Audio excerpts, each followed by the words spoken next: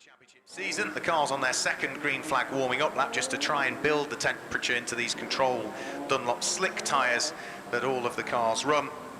And with Jack Lang looking to try and, if he can, leap away in the lead it's the of the race. M25 down here, going around Graham Hill Bend. Everybody comes to an almost stop. It's yeah, rather slow, isn't it? Yeah, it is a bit. It's well, there's a lot of cars for a start, so it takes a little while. But to go around Graham Hill Bend at pretty much 2 miles an hour is, yeah, and quite right too. The front row of the grid has slowed things all the way down. Slowed things right down to a very much a walking pace to try and allow the tail enders to catch up. That's really the main problem. They've come to a stop. There we go. Everyone has stopped over at Clearways. So there's 7, 8, 9 cars or so that have all come to a complete stop over there. Bradley Ellis, is this usual? No, not really. I think it's just a concertina effect, isn't it, of why everyone going slow. There's a lot of them. Yeah, and everyone's trying to do a couple of practice starts, and it's just it's going to really affect the front few rows because they got onto the grid quite early. I don't want to be waiting there for too long. Well, fortunately, that wait is almost coming to an end now because the last few cars are just coming around Clark Curve, about to get things underway.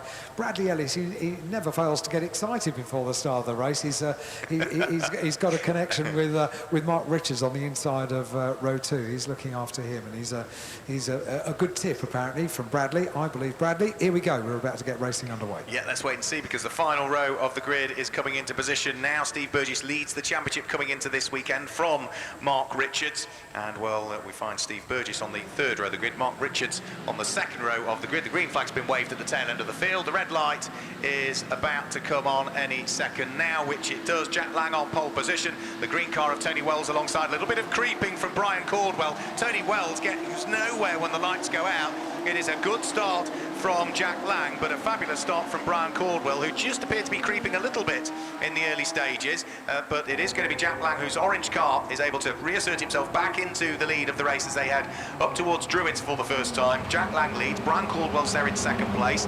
Tony Wells, who really didn't get off the line at all very well, sitting there in third position, and sitting there in fourth place directly behind him is going to be Steve Burgess, the man who leads the championship. They're all safely through the first couple of corners though, and this enormous fill of Radical cars charges its way down the Cooper Straight with the front two, Alan, having just pulled away a little bit, haven't they? Jack Lang and Brian Caldwell. Well, the significant thing about what you've just said, Mark, is that everybody's got through the first few corners without a problem. It's not until we get to Surtees that we have the first car which has gone off on the grass across the line to complete the first lap. Goes Jack Lang, our race leader, and we've got one car, as I said, that went off on the grass on the outside of Surtees, which gets back on the tarmac now, rejoins, and that's the only casualty from lap number 1, which is quite exceptional when you've got a field that's this big to get through turn 1, turn 2 up at Druids, and then turn 3 at Graham Hill without a problem, without a casualty, is very good news.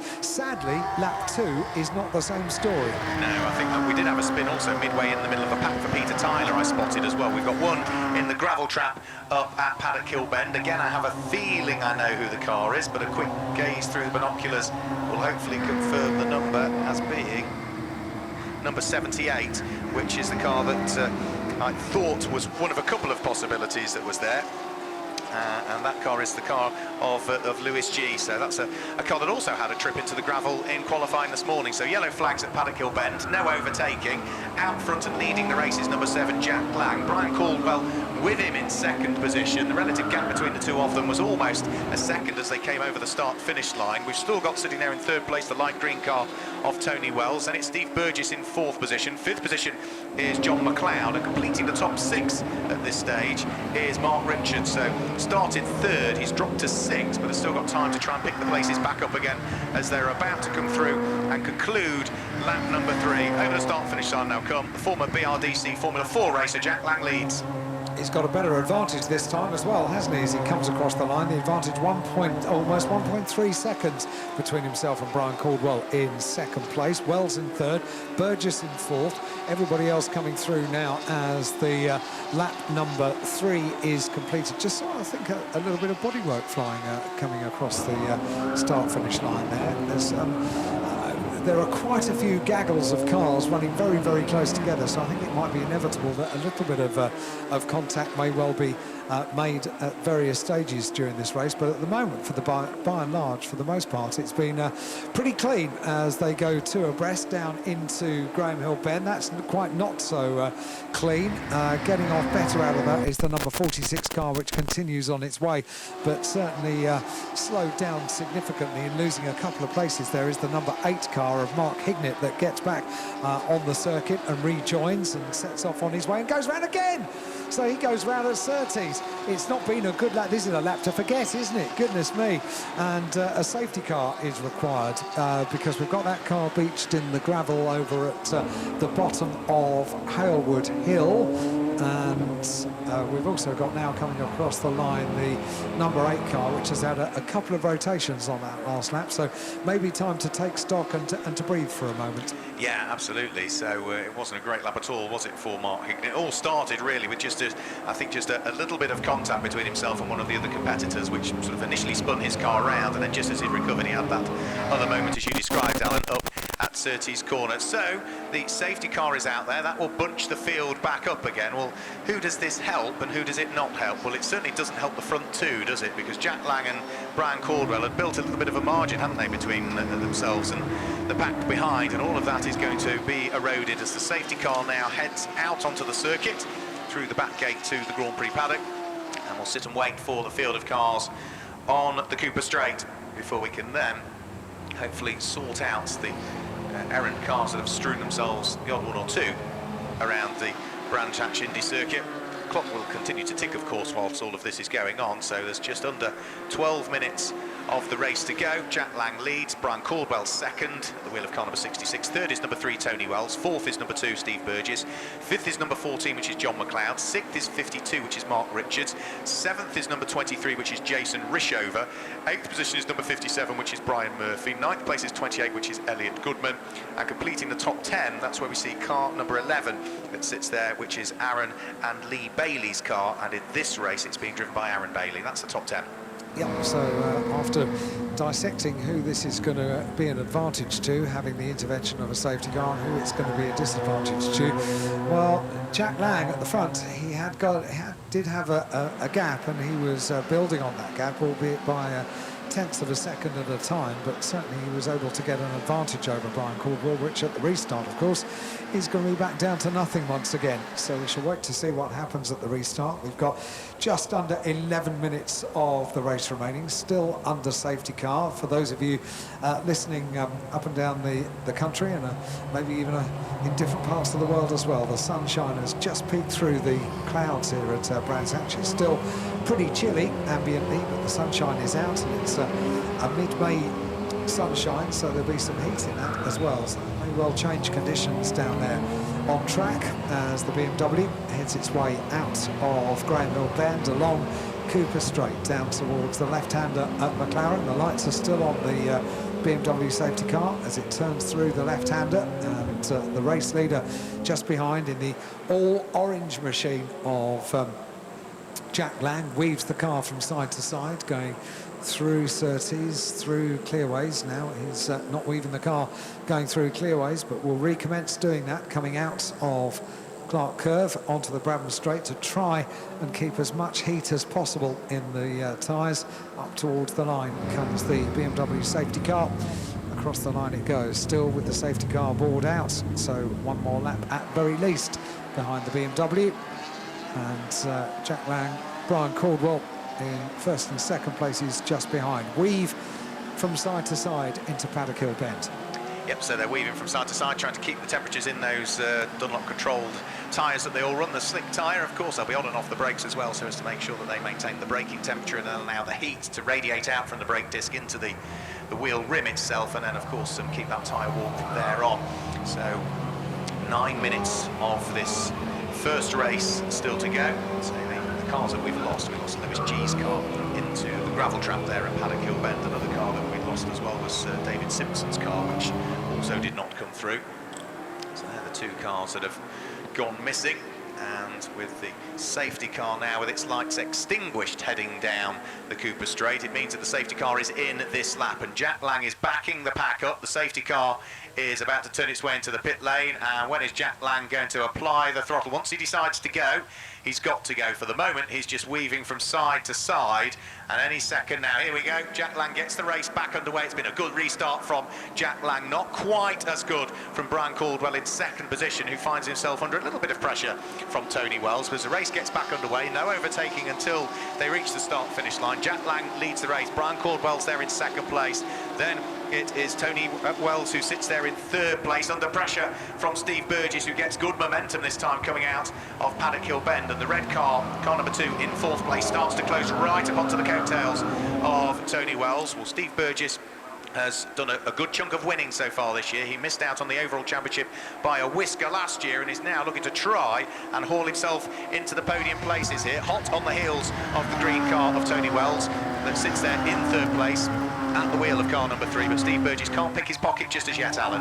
Yeah, good battle for third place, a good battle also for fifth place as well, and the race leader has been able to maintain an advantage after the restart, hasn't he? He comes across the line now, to lead by a margin of 0.7 of a second over Caldwell in second place, and then Wells and Burgess still contest that third place, although Burgess closes up under braking on the run up towards Druids. Around the corner they go. Is he setting himself up for a challenge down at Graham Hill Bend? No, slots in behind once again, so still there in fourth place is the 3-time race winner. Down the Cooper Straight, down towards the left-hander at Surtees they go.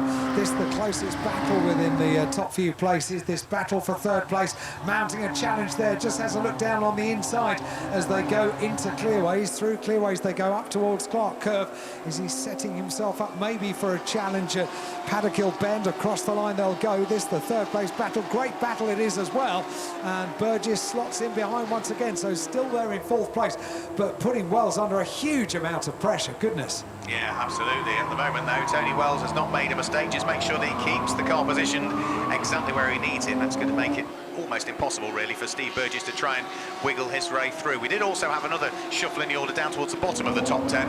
Car number 95, Joe Stables, up to 9th on that lap, which means that number 11, Aaron Bailey, dropped down into 10th position. And I think Joe Stables is looking to try already and start to pull away from the car he's just taken that position from. Again, Steve Burgess has another nibble in fourth place to try and get himself right up onto terms with Tony Wells. Is he going to be close enough this time as they come over the start-finish line? No, he's going to pick up a bit of the toe, but he's too far back again, really, isn't he, as they head into the braking area for Paddock Hill Bend. So the order still remains the same. It's still Lang from Caldwell, then the gap before we get Tony Wells still squabbling away with Steve Burgess, who gets ever closer this time on the run up towards Druids. I might ask Bradley Ellis about this, because it's one thing to close up, it's another thing entirely to pass, isn't it? It doesn't look to be too easy a job for Steve Burgess. It's very hard to overtake around here because all the braking zones are very short. You don't. It's very hard to get alongside someone and actually outbrake them. So you actually have to be very intelligent and sort of almost set it up over the period of like 2 or 3 corners. Would you be thinking particularly, where would be your favourite? Druids here is always a favourite, so you just pressure them into Paddock Hill, make them go a little bit wide, and then just get them on the undercut on the exit of Paddock Hill and have a nice run up to Druids. Is normally the easiest way. But if they don't make a mistake at Paddock Hill, you know, it's very easy to defend up into Druids, so it's very difficult. He's made a mistake there at Paddock Hill. In fact, to the contrary, I reckon their little battle is allowing the 5th place battle to close up. The gap seems to have come down between the back of Burgess's car and the front of McLeod's car in 5th place, still contesting that position with Richards, who completes the top 6. So that could be, before too long, a 4-car battle. Yeah, it's almost formed, isn't it? Yeah, it's just a slightly bigger gap back, isn't it? Still between the tail end of the red car of Steve Burgess and then the front end of the white car with its checkers on it in the hands of John McLeod. Over the start-finish line, 4.5 minutes to go. Jack Lang leads the race by over a second from number 66, which is Brian Caldwell. Then we get this train of what is really 4 cars now, almost equidistantly spread, but it is still Tony Wells from Steve Burgess, who again seems to get on the power that split second earlier, heading out of Paddock Hill Bend. door closes though, can't quite squeeze his way through. That's as close as he's come as yet, Alan. It certainly is, yeah. Just had a little look down on the inside up towards Druids, and pretty much exactly as if he was listening to what Bradley Ellis had said on the previous lap, just trying to push things going up towards Druids, but he keeps up the pressure, no doubt about that. This the third place battle, absolutely fantastic going around McLaren. He just looked out to the left-hand side, going through Clearways, through Clark Curve, up towards the line they come. This the third place battle, top two positions unchanged, and the gap between the top two, let's just keep an eye on the third place battle, and the gap almost 2 seconds now, 1.9 seconds between Lang and Caldwell in first and second places. In amongst the traffic they're going to be fairly soon. They've got 3 minutes and 28 seconds of the race remaining, but this absolutely fantastic battle for third place is what really is capturing our attention as they come through Graham Hill Bend, all over the curbs, coming out of the corner. That's how hard they're pushing. Burgess maybe using a bit more curb on the exit than the third place car as they head through McLaren once again up towards Clearways. It is still just two pairs contesting third place and fifth place, but they are oh so close to becoming a quartet, all contesting that final podium position. Great battle this. Yeah, great fight, isn't it, between them all. Steve Burgess was just that little bit later on the brakes heading in towards Graham Hill Bend on the lap prior, and I think that was what then caught him out on the exit of the corner. He's having another quick look up the inside of Tony Wells, heading in towards Druids. No opportunity again for him to squeeze his way through. Just as he was thinking about poking the nose of this car up the inside, a door was closing, and therefore Tony Wells, quite rightly so, turned in towards the right-hander, took the apex, and has now beautifully positioned the car so as to propel itself as quickly as it can round through Surtees up towards McLaren. Of course, Steve Burgess is so close to the car ahead. We've just had a quick chat with Bradley Ellis, and certainly in a couple of corners, heading out of Clearways and heading up Paddock Hill Bend, the airflow from the car ahead is going to make Steve Burgess's car a little difficult to handle as he sits there in the hole of the air. Of course, that will affect his aerodynamics. Potentially, it'll be affecting the tyres as well. It's easier for the car to wash out that little bit wide, but for the moment, he's going very well indeed. Order still remains the same. Jack Lang leads, Brian Caldwell second, and then Wells, Burgess, McLeod and Mark Richards in that four-car squabble. Yeah, but I get the feeling that somebody like Bradley Ellis is quite happy if the car's unsettled, because he can Dr. drift it around the next corner. That's what he's well known for doing. Yeah, a little smile on his face. He knows what I'm talking about. Here they go. This is the battle for third place, and it's going to be a change. So there's a change.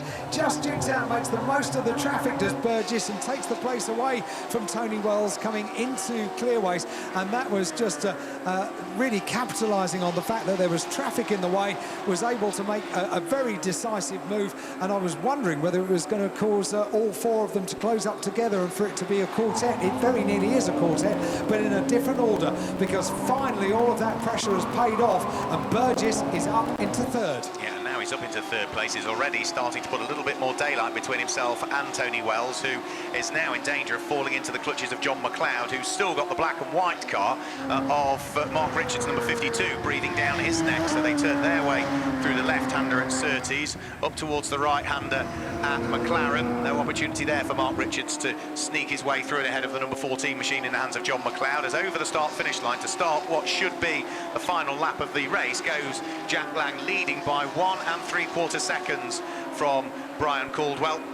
So it certainly looks as though those two are safely going to stand on the first and second steps of the podium. And now that Steve Burgess at the wheel of car number 2 is up into third, he has just posted his best lap of the race so far for Steve Burgess at 46.17 compared to the fastest lap of the race that's down in the 45s in the hands of Jack Lang. We've got one in the gravel trap at Paddock Hill Bend. It's rotated through 180 degrees and come to rest harmlessly at the back of the gravel trap. And again, I have a feeling who I know it is. I think it might be car number 11, possibly Aaron Bailey, that's had the issue, but we'll confirm all of that once we've had the checkered flag fly, which is going to happen now. The first race win of the weekend goes the way of Jack Lang. He'll be chuffed with that.